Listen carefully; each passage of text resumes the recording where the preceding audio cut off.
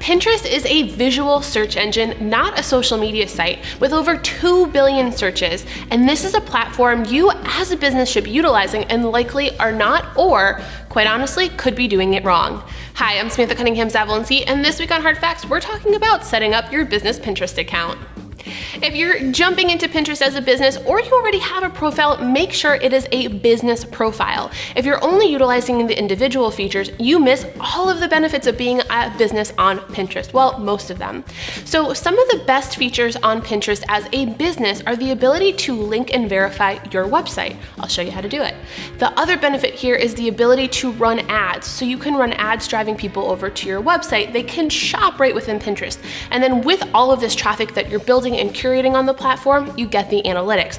All things you don't get if you have an individual profile. So how do we get set up or make sure you have a business profile? If you're like me and you are an individual on Pinterest right now and you want to convert your profile to a business page, follow along right now. However, if you are starting from scratch and need to create a brand new profile, skip ahead to the timestamp on screen and we'll show you exactly where and how to start.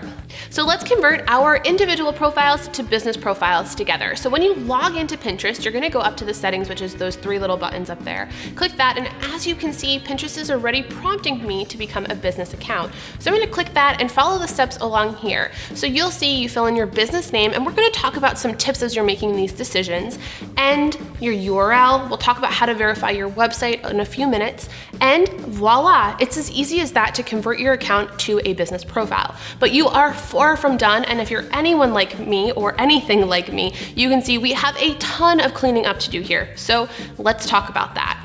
So head over to this timestamp if you don't need to start from scratch. If you are starting from scratch, creating a business profile as your first Pinterest account, well, you're in the right place. So I'm gonna walk you through exactly how to do that. So in order to set up your business account, head over to pinterest.com. When you go to this login window, you'll see that you have a few ways to create an account, but before you click Google, Facebook, or type in your contact information, click create a business account in that little gray bar. Follow along here for all of the step-by-step instructions. So we are all back together now, and we need to optimize our profile. So don't forget, like I said earlier, that Pinterest is a search engine. So keywords, descriptions, and hashtags are going to be incredibly relevant and important to getting your content seen and action over to your website. So you may have typed in your business name, for example, but here we want to think about how we can leverage the extra space we're left with and use keywords to drive people and attract people to your content. I'll show you a couple examples of businesses and individuals that do this really well on screen. But for example, myself, Samantha Zawilinski on Pinterest, because my name's too long, let's be honest, I've added social media and marketing tips to attract individuals searching for that type of content. If you're Kelly's Creations, maybe you're a jewelry design company and you want to put that in your description as well to help people understand what you're creating. So think about how you can leverage this for your business type and include that additional content in your business name. Now, another place you're going to want to make sure you're paying close attention to is your description. So when we get into the description, we're talking about your bio for Pinterest as a company. So you want to think about what you can communicate in 160 characters. So that's not a lot of space to say, this is the mission, the goal, and the kind of content that I serve my audience. But I promise you can do it. Think about what the keywords are that somebody would be using to be attracted to your content or would get to your content through. Now think about how you can then correlate that to just an overarching sentence, because that's what you'll get about as a sentence. And you can use abbreviations like a plus sign, a dash, an ampersand, all gonna let you remove some characters and capitalize on that space a little bit more. But add a call to action and a link to the end of this. That's going to be a great way to encourage individuals to engage with you outside of Pinterest and click over to your website after they find out and agree that they're interested in what you have to say.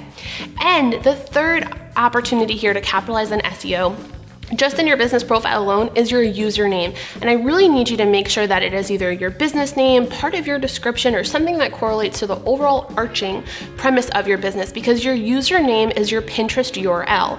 So if you pick poorly here, like previously, my username was just what my old AOL screen name used to be, for example, that doesn't really communicate anything about my business or what I serve my community with. So pick wisely here, and those are 3 profile-based SEO opportunities recipes to get more traffic to your Pinterest page.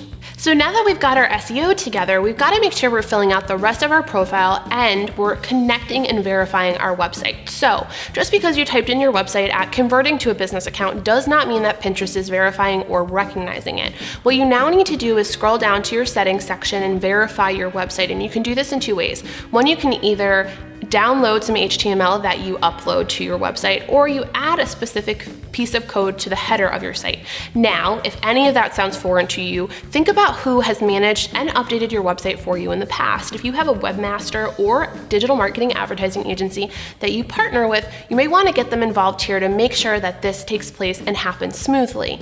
Once you've added the information, or after you've downloaded and engaged, told Pinterest you're going to verify your website, it takes about 24 hours and they'll crawl your site and make sure you have done the proper steps. So make sure to check back and confirm that your website has been verified and you're all set to go.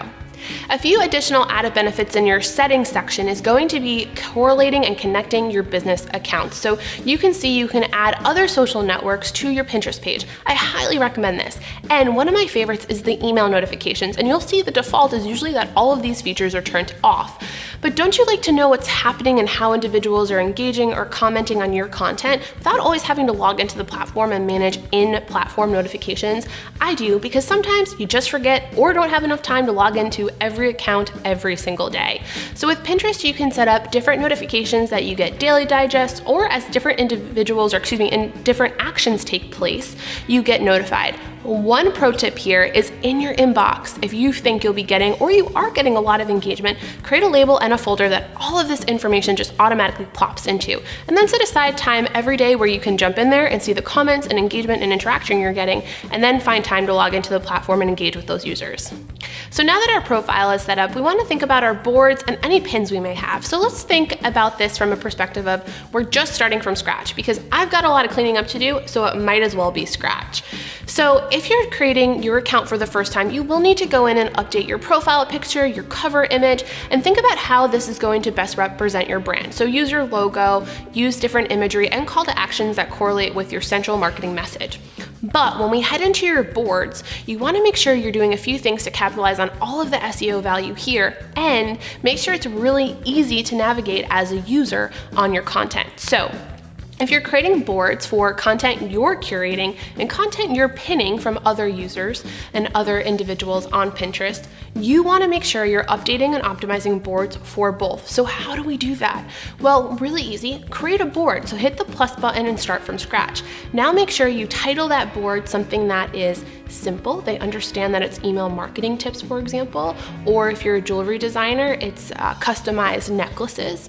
And so here you're going to want to make sure you utilize all of this description text to communicate not only to the search engine, but to your audience what kind of content they're going to find on this board. So we have a number of other videos in this series that talk specifically about optimization for keywords and how to find keywords to best fit your audience. So I'm going to link either in the description, or if you're on YouTube, up here, where you can find that video and additional Pinterest resources. But since we're talking about boards, there's a couple other things you can do to make sure your content is front and center. So if you're like me, my travel plans and my weeknight recipes are all inspired by Pinterest, so I have boards on my page about that. But I also have boards on my page for business things like previously written articles, hard facts episodes, what's trending, whatever else may be out there. And so I want my users, my audience, to see that content first and then see that I like to cook and travel below that. So you can actually drag and drop and reorder your boards on your page, but you want to make sure when you do that, and so you have to go to your profile and the boards section. You'll see on the right-hand side that there's a preference. That preference allows you to say you want the newest board shown first, or you want to drag and drop. And I highly encourage you to drag and drop them so you are in charge of what shows and where everything shows. Now, one feature I want to make sure we call out is the opportunity to utilize featured boards. So if we go over to settings and then scroll down, right under your profile information, you'll see this section for featured boards. Now, what I love about this is it does not show unless you're taking advantage of this feature, but on your overview page, which we will see in a moment here, it gives you the opportunity to drive people to keyboards on your page instead of just showing the latest pins that you have associated with your profile. So I've already gone and loaded a couple here, but if I want to add a fifth, you just pick from your existing board. So I'm just going to select anything for our example today. And when you press save, you'll head over to your profile and see how those boards exhibit now on your overviews page. So not only will it show pins from that board, but it cycles through each of those 5 or up to 5 that you have picked to drive people over to that board specifically and to engage with that content. So that's tip number 1 on boards. Tip number 2 is you can actually change the primary image of that cover photo for the board. And the reason I would recommend doing this is because if you have business content and you have one highly engaged piece of content, you may want that to be front and center to draw in other individuals like those you're trying to attract. And when you get into that board now, you can actually create sections. And I love this feature. Let me show you what it looks like. So to be able to create a section, it's actually really easy. You just click boards and you'll see the little option to add a section. And now these are like micro categories within your overarching theme. And I think these are great for boards that you're using and curating content from other pinners. Because if you have enough content in your overarching theme as a business to create micro boards, you may want to think about making them unique boards where you can capitalize on additional SEO by having a title for the board and a description for that board instead of lumping it into one overall theme. So really think about how much content you have there if it is yours. But if you're creating and repinning content from another user, what you'll want to do here is think about how you can break it up. So in this example, you'll see it is my home decor or home inspiration board. And so I could break it up into a section about lighting, a section about bathrooms, a section about kitchens. So I can get as micro as I want there. Not only can I easily find things, but so can my audience as well. And a tidbit of a recommendation here is if you are going to be optimizing your content, think about spending a little extra time optimizing content of those that you're repinning. Now you may say, Sam, how does that help me if it's somebody else's content? Well, as you'll see in some of our other Pinterest tips and hack videos, we talk about how repinning helps increase your pin quality or pinner quality. So what it will tell Pinterest is your content is more relevant. It doesn't matter who the original pinner of that content was. What matters is that it's on your page and now increases its relevancy. So I hope these SEO tips show you how Pinterest can be a driver for traffic to your website. Pinterest represents 5% of referral traffic across the web, so get your piece of that pie. That's it for this week's episode of Hard Facts, but if you have a Pinterest tip, trick, hack, or question, comment below as I'd love to hear more from you and learn from you.